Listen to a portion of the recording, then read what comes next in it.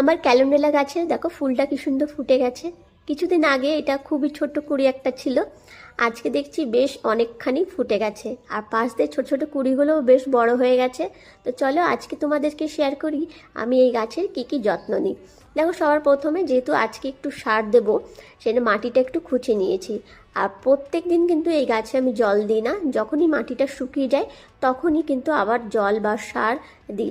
শুধু জল দিই না, এই দেখো খোল পচা জল, যেটা আমি একটা পাত্রে ভিজিয়ে রাখি, সেখান থেকে অল্প একটু নিয়ে পাতলা করে আমি কিন্তু এই গাছে প্রয়োগ করি। যখনই জল দিই কিন্তু এই পাতলা করে খোল পচা জল দিই।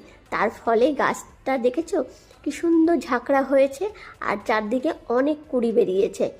আর মাঝে মাঝে দিই একটু সবজি পচা জল, ব্যাস আর কিছু দিই না।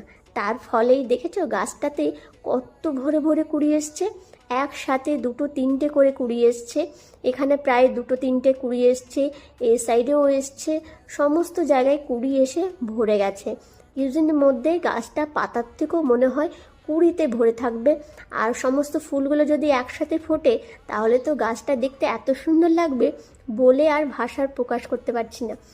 তো যখন এই গাছটাতে সমস্ত ফুল ফুটে যাবে তোমাদের কিন্তু আমি তখন শেয়ার করব। তো যাই হোক, টাটা, আবার একটু নতুন ভিডিওতে তোমাদের সাথে দেখা হবে। আমার এই ক্যালেন্ডুলা গাছের এই পরিচর্যা তোমাদের সাথে শেয়ার করলাম। তো বাই বাই।